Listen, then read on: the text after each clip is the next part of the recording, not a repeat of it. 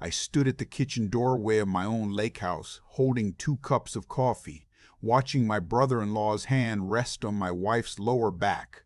Not a quick touch, not an accidental brush. His thumb moved in a slow, small circle, the way you touch someone you've touched 1,000 times before.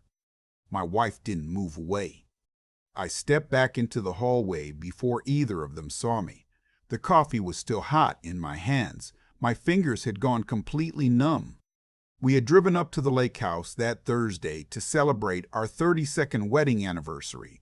My wife's idea, actually. She'd suggested it back in February. The whole family together, a long weekend at the cabin we'd owned since 1998.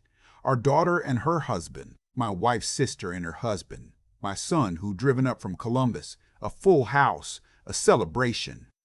I remember standing in that hallway thinking, 32 years. I was 63 years old. I coached Little League for 11 years. I drove carpools. I missed exactly 2 Christmases in my entire adult life, both times because of ice storms on the interstate.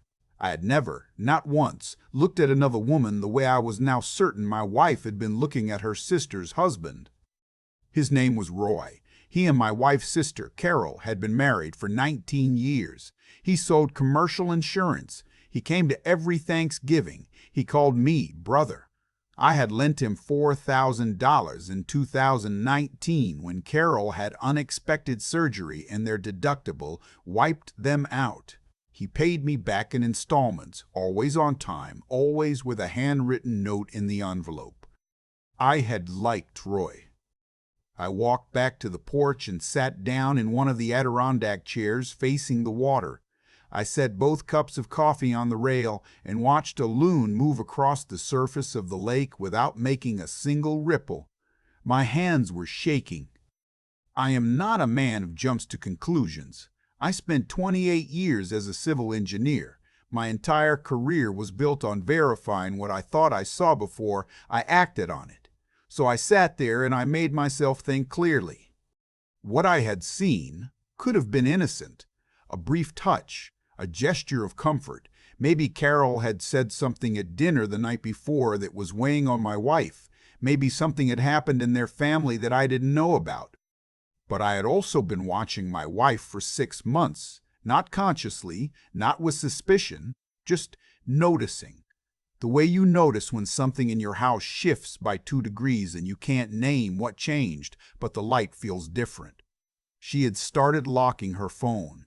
She had started going to bed after me, saying she wanted to finish her book, but when I'd get up at 2 in the morning for water, I'd hear her still typing. She had cried watching a movie in March, a movie about a man leaving his family, and when I asked what was wrong, she said nothing, she was just tired. I told myself I was imagining things. I am good at telling myself that. My son found me on the porch about 20 minutes later. He's 30 years old and he has my father's build and his mother's eyes, which I have always found both comforting and unbearable since all of this began. He handed me a fresh cup of coffee and sat down in the chair beside me without saying anything. That's the thing about him. He has always known when to be quiet. After a while, he said, "You okay, Dad?" I said I was fine. He looked at me the way he's looked at me since he was about 7. That particular look that means he knows I'm lying, but he'll let me have it for now. He wrapped both hands around his mug and watched the lake. "I saw them too," he said, "last night, out on the dock." Everything stopped. I turned to look at him. He was staring at the water. His jaw was tight. "I didn't know how to tell you," he said. "I've been trying to figure out the right way since last night. I barely slept." I asked him what he saw. He took a long breath and told me. He had gotten up around midnight to get aspirin from the car. The dock lights were on. He had seen them standing together at the far end of the dock, close together, talking in low voices. Then he had seen my wife reach up and touch Roy's face. Then he had seen Roy pull her in and hold her in a way that was not the way you hold your wife's sister. My son's voice was steady the whole time he told me this. I know what that cost him. When he finished, neither of us said anything for a long time. A boat went by on the far side of the lake, trailing a white line of foam that dissolved slowly into nothing. "How long do you think?" I asked. "I don't know," he said. "A while, maybe." I nodded. I kept nodding for a moment longer than I meant to, the way you do when your body needs something to do while your mind is somewhere it can't come back from. I should explain something about my wife and Carol. They are not just sisters. They are the kind of sisters who called each other every single day. They finished each other's sentences. When Carol's first pregnancy ended in a miscarriage, my wife drove 4 hours through a snowstorm and stayed for a week. They shared a language built of 30 years of inside references and private looks. My wife was Carol's maid of honor. Carol was mine and my wife's witness at our wedding, standing right there beside us at the altar of St. Michael's in the October of 1992. Whatever was happening between my wife and Roy was not just a betrayal of our marriage. It was a betrayal of Carol, of everything. My son put his hand on my arm. He said, "Dad, what do you want to do?" That question, what do you want to do? In 32 years of marriage, in 30 years of parenting, in 63 years of being alive, I have faced difficult questions. I have buried my father. I have sat in hospital waiting rooms. I have had conversations I never wanted to have. But that question, in that moment, was the hardest 4 words anyone had ever said to me. Because the honest answer was, I don't know. The weekend continued. Meals were made. The fire pit was lit in the evenings. My daughter and her husband, who knew nothing, laughed and played cards, and at one point set off a small firework they'd bought at a gas station in town. Carol was warm and easy and completely unaware. She touched Roy's arm when she laughed. She leaned into him at the fire. She did not know. I watched my wife move through all of it. She was good. She was very, very good. She asked about my daughter's new job. She teased my son about needing a haircut. She sat beside me on the porch swing Saturday evening and rested her head on my shoulder the way she had done for 32 years. And I sat there with my arm around her because I did not know what else to do, and I stared out at the lake. And I thought about all the ways a person can be a complete stranger to you while also being the person you know best in the world. On Saturday afternoon, while my wife and Carol took a walk along the trail behind the property, my son pulled me into the garage under the pretense of helping me find the kayak paddles. He closed the door behind us. He reached into his jacket pocket and put a small device on my workbench, about the size of a deck of cards. "I drove down to the Best Buy in town yesterday morning," he said. "While you were making breakfast, I told you I was getting gas." I looked at the device. I looked at him. "It's a small camera," he said. "I put one in the main room and one covering the back hallway. Motion activated. Saves to the cloud. I've been checking it." I started to say something. He held up his hand. "I know," he said. "I know, Dad. But I needed you to have something concrete. I didn't want this to just be my word and your word against theirs. I needed you to have something that protects you." He pulled out his phone. He showed me. I am not going to describe what I watched. I will say that it was from the previous evening while the rest of us were outside at the fire pit. I will say that it lasted long enough to remove every trace of doubt I might have been quietly holding on to. I will say that when I handed my son back his phone, he turned it face down on the workbench and then crossed the garage and put his arms around me the way he used to when he was a little boy. And I let him, and we stood there for a moment in the dark of that garage without saying a word. There is a kind of grief that doesn't feel like grief at first. It feels like nothing. Like someone has turned off a switch somewhere in your chest, and the room went quiet, and the quiet is almost worse than the pain, because at least pain means you're still feeling something. I felt the pain later. That night, lying awake while my wife slept beside me, I felt it. My son and I agreed to wait, not forever, but to get through the weekend, to let my daughter and her husband drive home safe, to not blow up a holiday that had nothing to do with them. Monday morning came. Bags were packed. My daughter hugged me in the driveway and said it was the best weekend she'd had in years. She told me she loved me. She got in the car with her husband and drove away, and I watched their taillights disappear around the bend in the road, and I thought, she doesn't know yet. Her world is still whole. Let her have that for one more day. Carol and Roy were the last to leave. Roy shook my hand in the driveway. He shook my hand. He looked me in the eye and said, "Same time next year, brother." He smiled. He picked up his bag and walked to his car. I said, "Roy."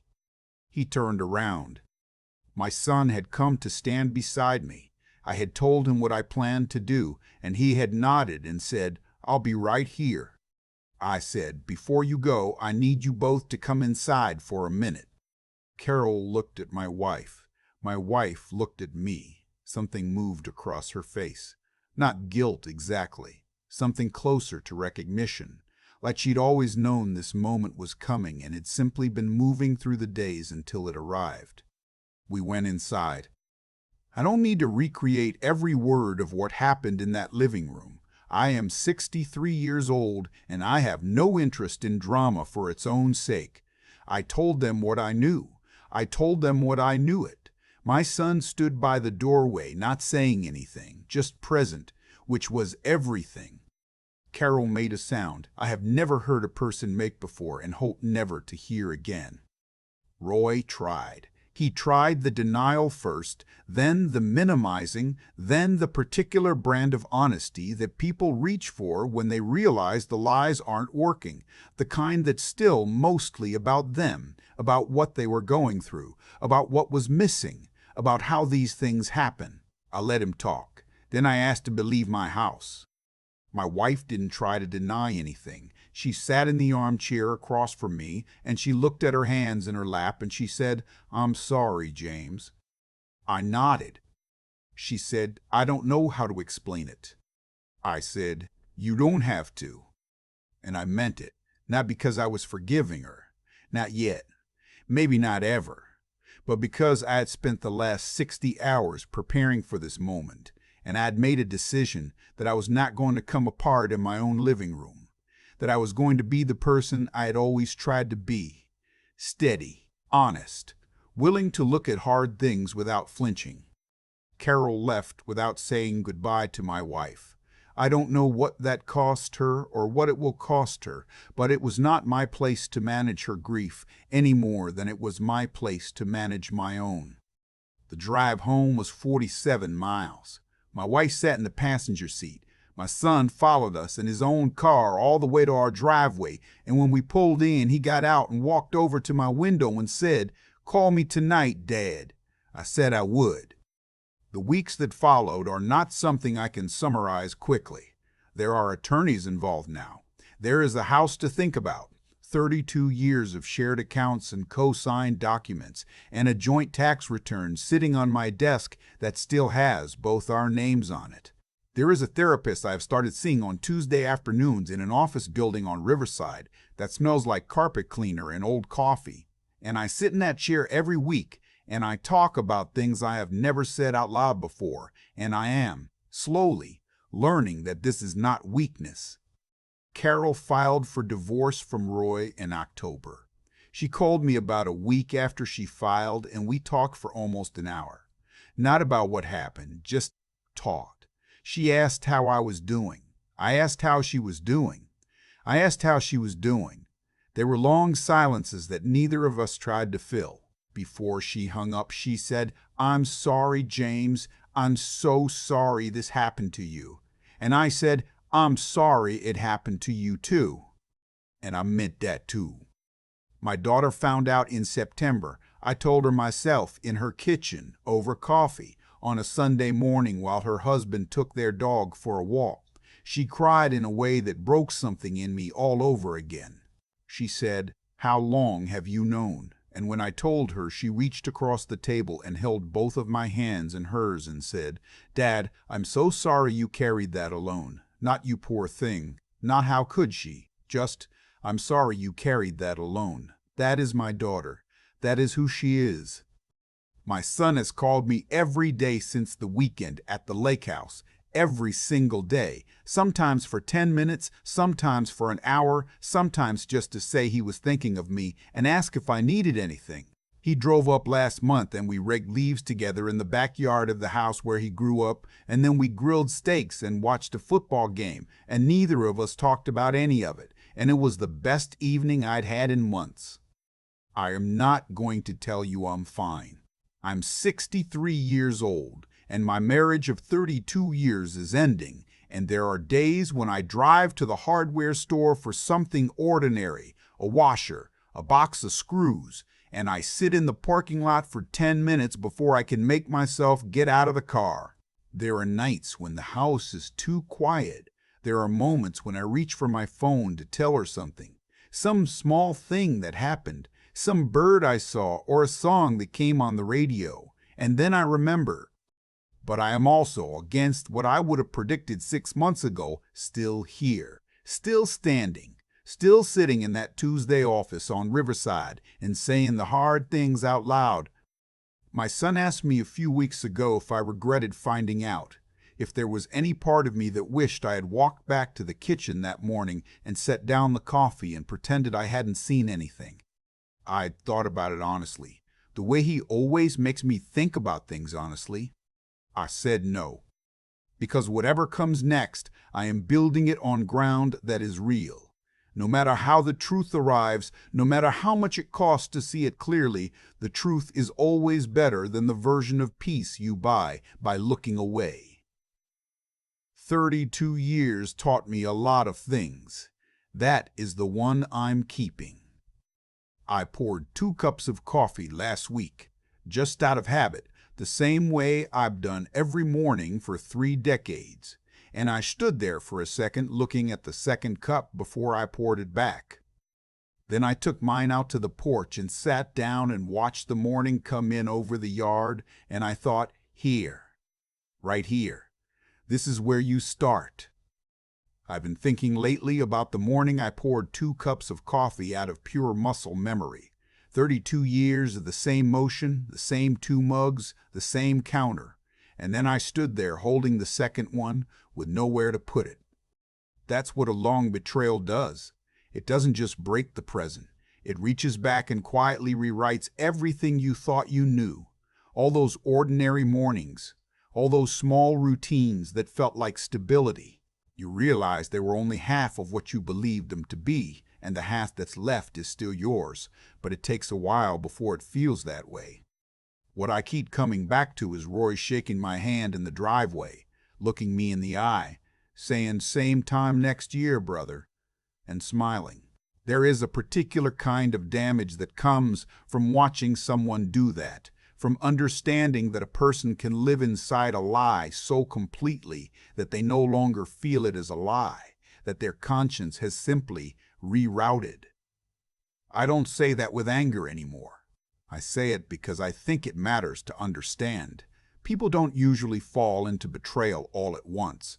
They make one small compromise, then another, and each one makes the next one easier, until the person they used to be is so far behind them they can't see it anymore. That's not fate. That's a series of choices, and every choice carries a cost, even when you think no one is paying attention. My son paid attention. He saw what I couldn't let myself see, and instead of turning away from it, he drove to a Best Buy at 7 in the morning and did something about it. I think about that a lot. He was 30 years old, sitting with knowledge that would hurt his father, and he didn't run from it. He didn't wait for someone else to handle it. He thought it through. He gathered what was real, and he stood beside me when I needed someone to stand there. That took something, a kind of clear-eyed courage that I am proud of, in a way I don't have adequate words for. He knew that protecting the people you love sometimes means delivering the thing that breaks them, and he did it with steadiness and with care. I spent 28 years as a civil engineer. My whole career was built on one principle: verify before you act. Don't assume the ground is stable because it looks stable. Test it. Check the math. Make sure what you're building on is real. I applied that principle to bridge loads and soil compression for 3 decades, and then I came home every night to a foundation I never thought to check. That's the thing about blind spots. By definition, you can't see them. But here's what I've learned. Sitting in that Tuesday office on Riverside, working through things I never thought I'd say out loud, the willingness to look at hard truth, even late, even when it cost you everything, is not a failure. It is, in fact, the only honest way to live. I would rather rebuild on ground I can trust than keep standing on something beautiful that cannot hold my weight. Carol called me last month just to talk. She is doing what I am doing, putting one day in front of the other, learning what she is made of now that the version of her life she thought she had is gone. We didn't talk about them. We talked about her garden, about a book she'd been reading, about the way the light changes in October. It was a conversation between two people who had been handed the same wreckage and were each, separately, deciding what to build next. I think that's all any of us can do. Choose what we keep. Choose what we carry forward. Choose, when the moment comes, to stand on the truth, even when the truth is the hardest place in the world to stand. The coffee tastes different now. Just mine. Just 1 cup. But I drink it on the porch every morning, and I watch the yard come back to itself in the early light, and I am still here. That's enough for now. That's more than enough.